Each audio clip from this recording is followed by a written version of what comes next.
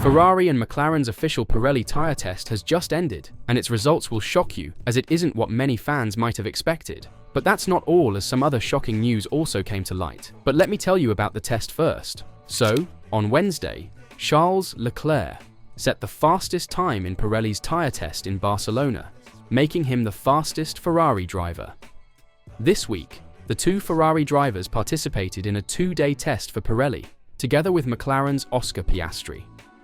Ferrari and McLaren completed the two-day test at the circuit of Barcelona, Catalunya, with Pirelli selecting the run schedule for the attendees as preparations for the new 2026 slick compounds continued. Both teams are employing modified versions of their 2024 cars that have been optimized to match the downforce levels expected of the F1 2026 cars under the new regulations, which are approximately 20% lower than the 2025 cars.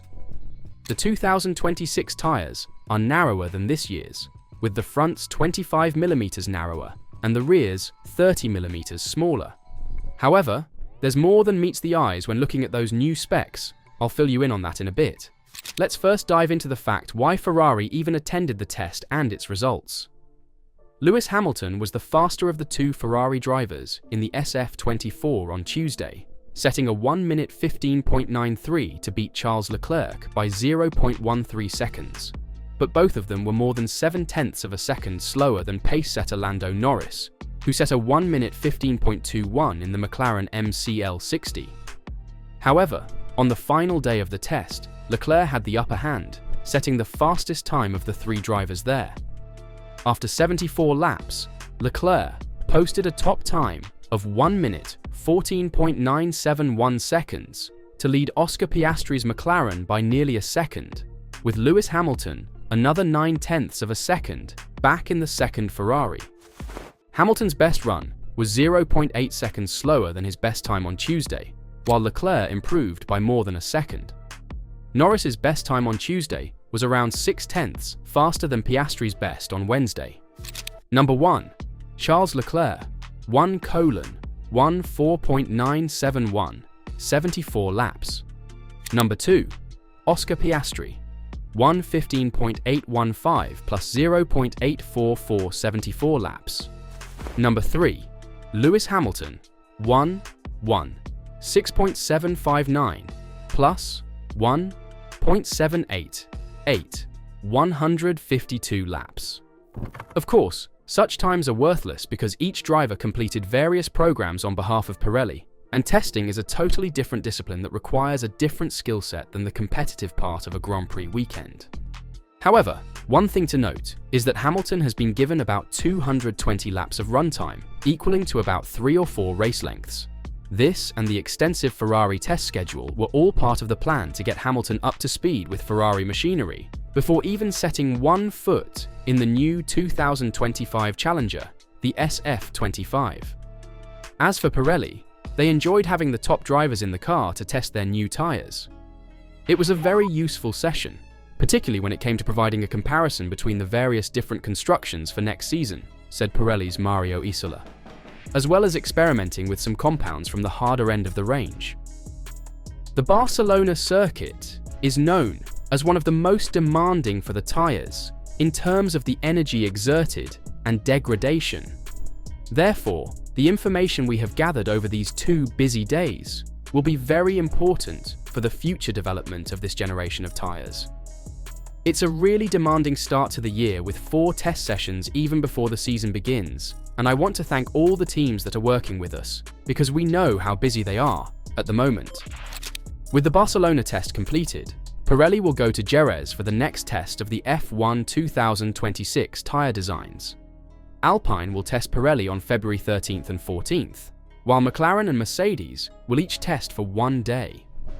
Following the official pre-season testing in Bahrain, Alpine and Williams will do another Pirelli tyre test on March 2nd and 3rd, with both teams running both days. It's expected that all these cars will also be modified to come as close to the 2026 cars as possible, and this fact has stirred some online discussion. Why? Why would fans even be worried about it? Well, you wouldn't even believe me if I told you the reason. Some fans are expecting this to be a way for Ferrari and Hamilton to get an edge for the 2026 season. But is that really the case, or just a rumor? Thus, Ferrari's participation in this week's Pirelli 2026 tyre test was not only exciting from a driver standpoint, but it also provided some early indications of what to expect with the next Formula One cars.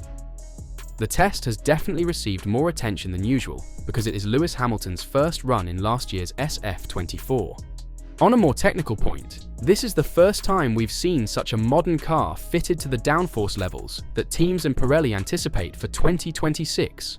That's because the wing selection for the test is very different from what would be expected at a venue like Barcelona. It's essentially an inaccurate method of mimicking cars' performance. As a result, we now have the most accurate picture of what 2026 cars may look like in terms of speed. Until date, the only time Aston Martin has used prototype 2026 slicks was in September of last year, when it raced a modified 2022 Challenger in Barcelona for the initial 2026 tyre test. McLaren MCL60 and Alpine A523 used significantly older cars to test next year's wet rubber.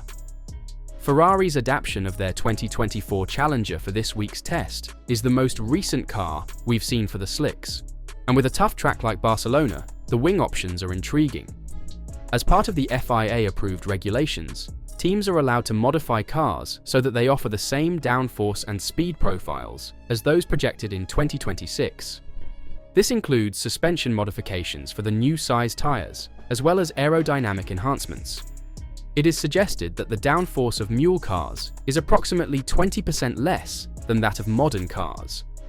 The changes between Ferrari's wing options for Barcelona and the 2024 Spanish Grand Prix are noticeable.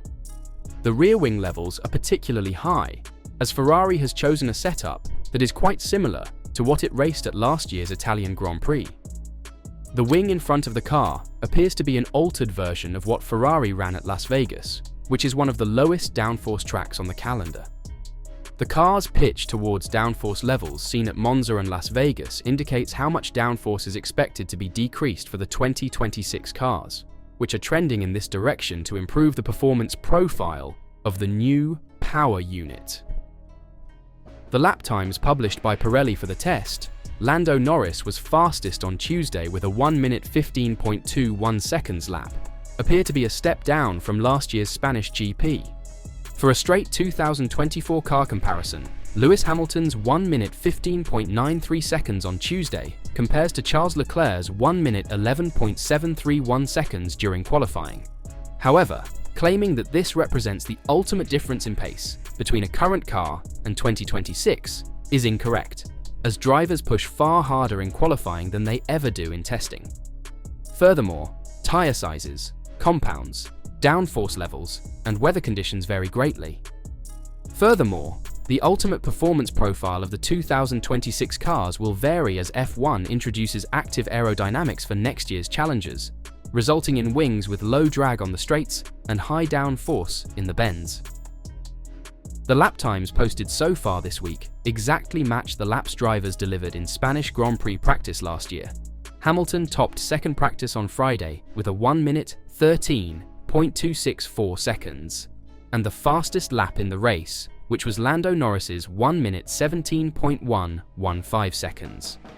Speaking at last year's United States Grand Prix, the FIA's head of single-seater issues, Nicholas Tombazis, predicted that despite lower downforce levels, the 2026 car will achieve identical lap times.